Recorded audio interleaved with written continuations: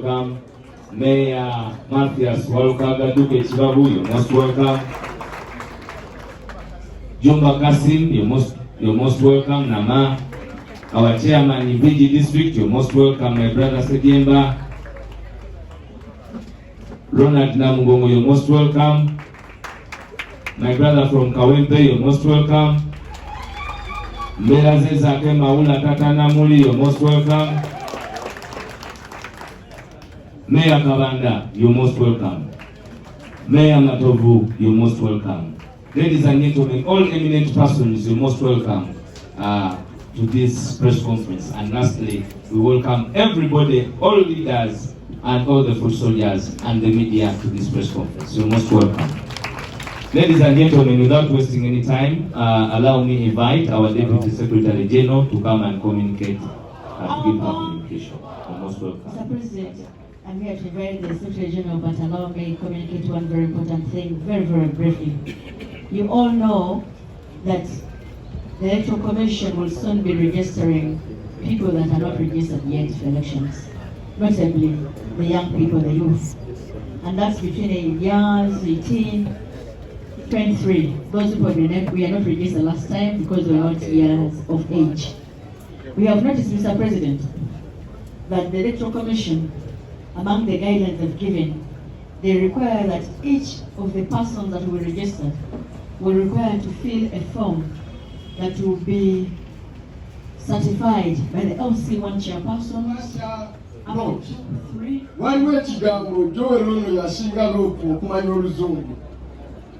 Kyamuzaamuza nga ku departure kuliko ekigambo ekigamba here I come. Naye nga kiri ku departure ki? Launch. Saagala kukozesa here I come. Kuba ekigambo I mu byobufuzi sikyagala nnyo. Ebiseera ebisinga njagala kukozesa we. So, kantuseemu mu kire kya Amsterdam. Ngambe here we come. Kiteeka katukola ki? Katusobola. Ekyokubiri kye kibadde wano. Muffe ne bakolagana nabo asangamu ab'emitima emitono baagulirira. He uses bribery. Kubanga yamanya emmundu etta naye ne ssente ez'okugulira zikola ki? Zita. Zibattaka abakulembeze. Omukulembeze gwe badde omuyinamu essuubi. N'agendera awo. N'abifuga fiki? Lwa ssente. So, bangamba singa kyogedde bya Waiswa bya finito. Bya Waiswa mufunda. N'olwekyo he uses money. Namufefe n'abalwala mu tenti. Tulina okwegema nga bwe twegomya COVID. Twegomye omululu gwaki? Gwa ssente. Ate abanyankole bagamba oba Abaganda ekitatta muyima. I was telling a friend, I became a member of parliament without a bank account. By the time I became a member of parliament, oyo ngakyali muto temunkozese n'ofiisi byesimanyi oyo nabayitanga ku kifugi ewa sisita wange bwe nasulanga nga I couldn't afford a home. Nabadde njogera n'omuntu omu nga lumu omusujja gwanumatuula. Lumu omusujja gwakola ki? Nga gunuma nnyo nga ne sisita wange yakangulira essaati empya. Naye ng'ate nina essaati bbiri nga zonna za white. Kati ekinywi ky'essaati ebbiri eza white bw'oyoza eno enkyago ejja balowooza wakyusizza. Naye omusujja gwannuma nga neetaaga emitwalo 3 okugula kamakwini nga sigiina. Naye ngamba ndi mu struggle ngenda kufa kuba sina emitwalo emeka. Ng'ensonyi zinkwata ogenda gamba sisita wange yakangulira essaati kyate nakoze eki nalwadde. But here I am. Kati nze by the way, nze Deputy President wa National Unity Platform muri tonene ya Buganda. Nze chairman wa Buganda Parliamentary Caucus. nze mpulira akakiiko akapac, mbadde shadow minister wa finance, mbadde shadow minister wa internal affairs, sirirejjula nnyo.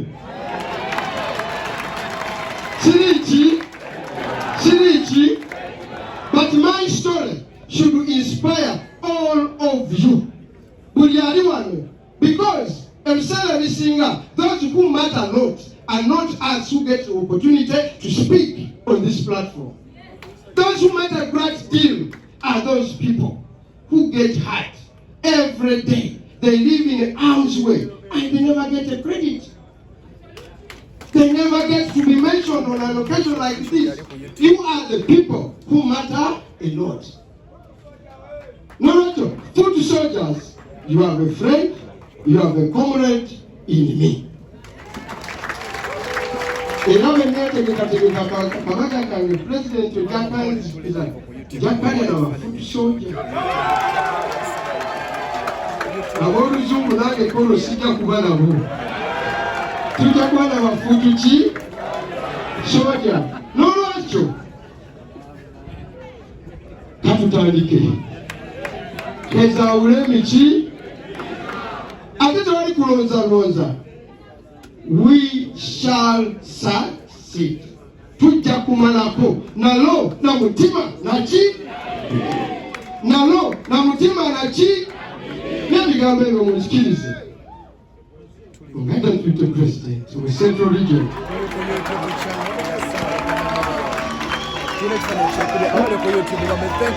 Nena koko kuche katewe mutwala atenda nage mukita president.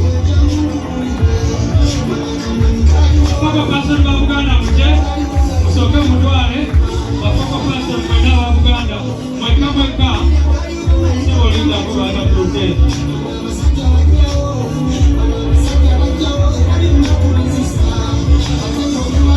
Mutwale atole kuti ya utoko na mesha.